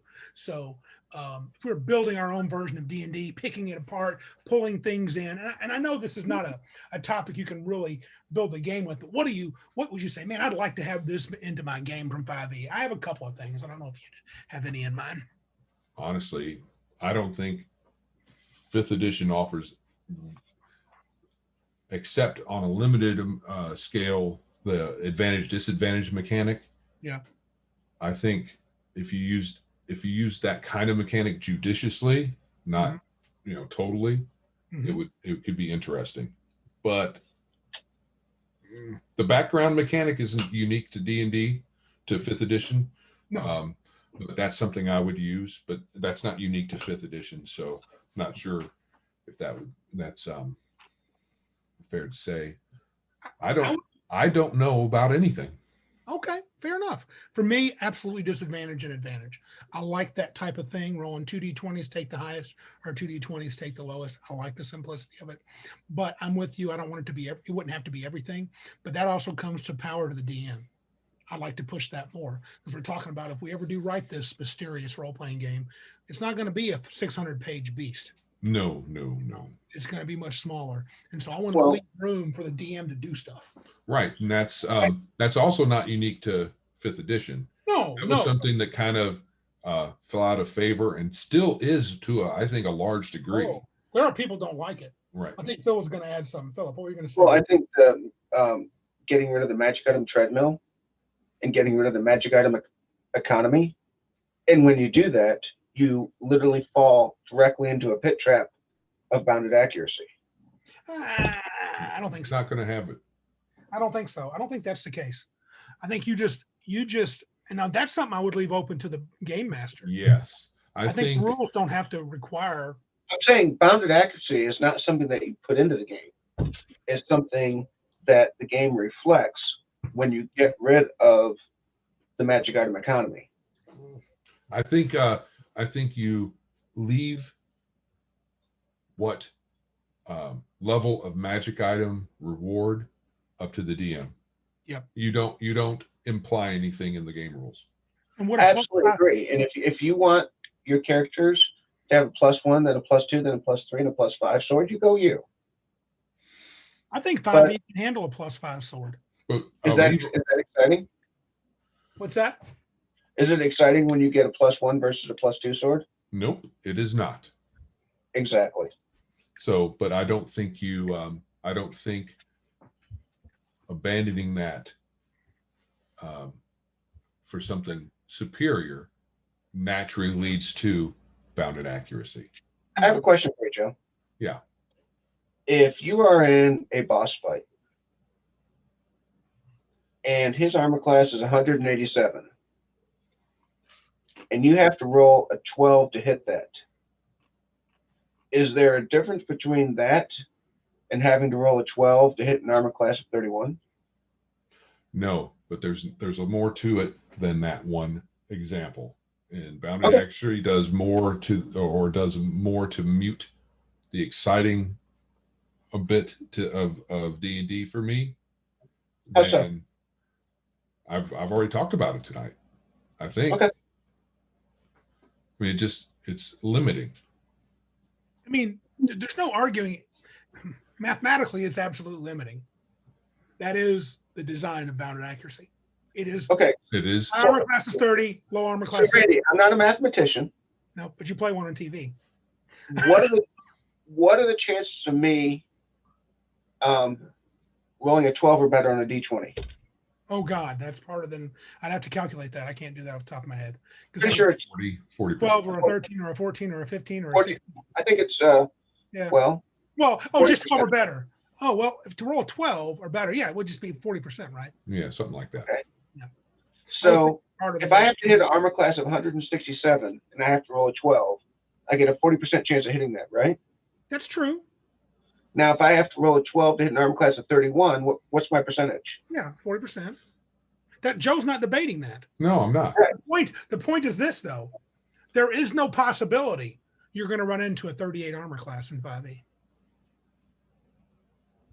Okay. It's not. So we're not talking about 100 and something. So there was a mechanic of THAC0 in second edition, and you might have needed. So your character might have needed to roll a 12 to hit armor class -7. All right. But to hit armor class -8, it was like 3 spots up. The only way you could hit that was with a 20. If you go back and look, it had -7, -7, -7. Oh, you're thinking first edition. Correct. Yeah. You're thinking charts. Yeah. That's what he said. That's what he said. Oh, I thought you said second. THAC0 was not in first. I think I did say second. Okay, but you did say THAC0. You said THAC0 was not in first. Well, THAC0 was only second edition.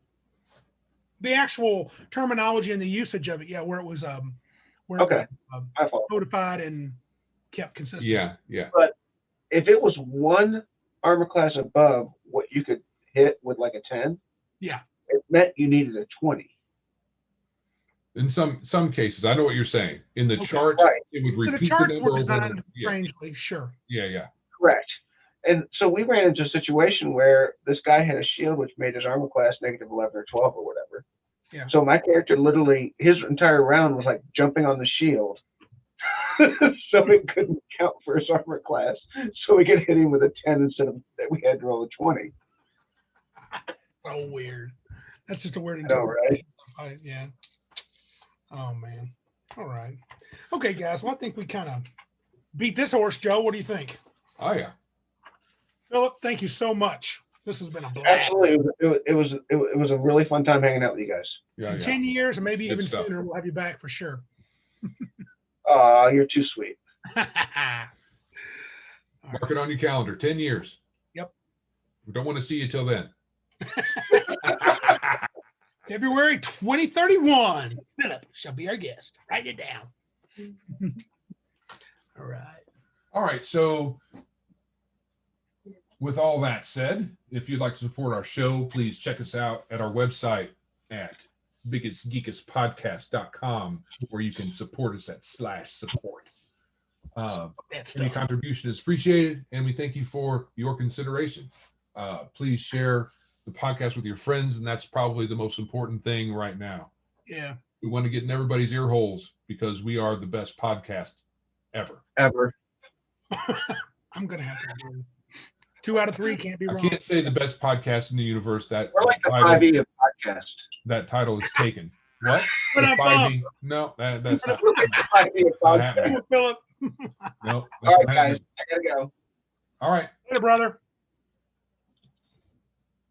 Our email, if you have questions or comments, is questions@biggestgeekestpodcast.com.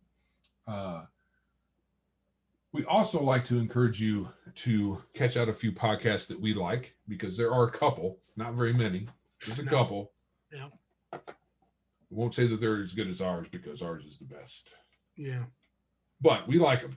And they are Red Dice Diaries with John Allen Large and Hannah, and his wife Hannah. Radio Grognard with Glenn Holstrom. Tell the Manicore, which is different from the other ones in the list. It's a dramatized version of a tabletop game. It's very unique and cool. And Tavern Chat with Eric Tenkar. Yep. Dude, did you know Eric did like 4 or 5 live streams this week? Yeah, I've been meaning to listen to him, because I've got them all loaded, but I haven't listened to them yet. Yeah. Some good old school stuff. So yeah, give that a listen. Give him a listen. Yeah, it's all revolving around the zine scene. Yep. A lot of them are. And I've heard of some other podcasts where they're suggesting zines to pick up, which is pretty cool. And with that, is there anything else you'd like to say or do? Nope, I'm good. I think so, man. All right. So this is Joe. And I'm Randy. And remember, if you can't be big like us, then be geeks like us.